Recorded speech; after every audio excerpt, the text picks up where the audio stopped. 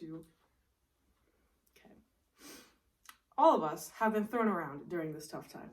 Some people have lost their jobs, and others have been shoved into online classes they might not be comfortable with.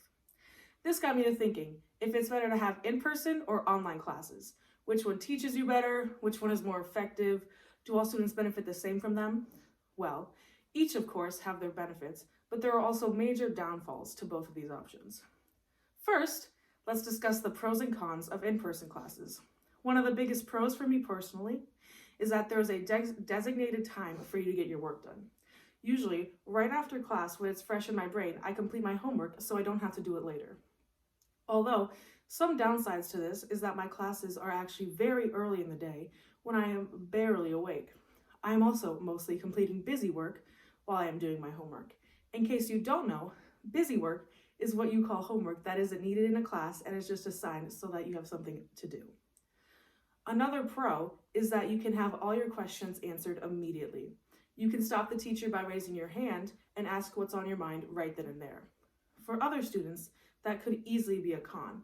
Sometimes when there are so many people in one sitting and they can't keep quiet, you just can't focus.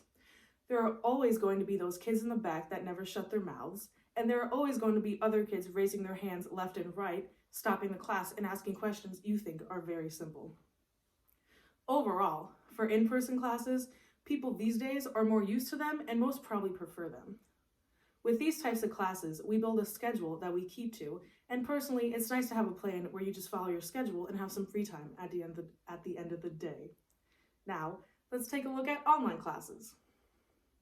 The absolute best thing about online school for me personally is that you can do it at any time of the day. Sometimes I do homework at 2 a.m. when I can't sleep, and that actually benefits me because then I am more prepared for the following days. I also am not required to wake up at 7 a.m. every single day to attend classes. My classes are recorded and sent to me on our website so I can watch them whenever I have time. Some of the downfalls, however, is that I cannot have my question answered immediately.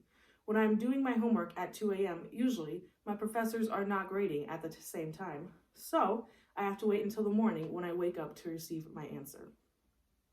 I also have less motivation throughout the day. I have always been a procrastinator, but now that there isn't a teacher shoving it in my face every single day that my assignment is due in 2 days, I just kind of shrug them off. One amazing example is this exact situation.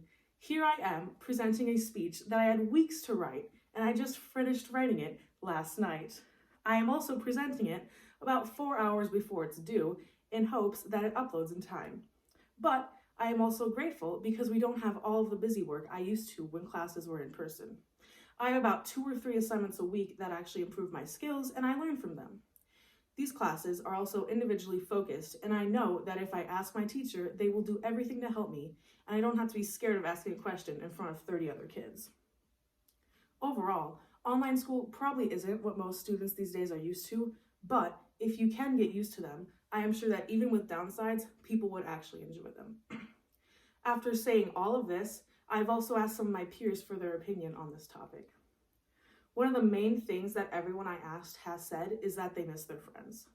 I think in our normal schedules, we don't really think of all the time we spend with people in our school, that we don't hang out with outside of class, or what I like to say is our school friends. Since we have less people to talk to, now it leaves a lot of kids feeling lonely. You might consider this in online classes. Since you don't really have any more school friends, you could become lonely, and although that could be avoided, you might not want to take that risk. You may also be someone who suffers with family problems. Your family might not get along, and they can fight a lot, so you may not want to be around them for that long each day.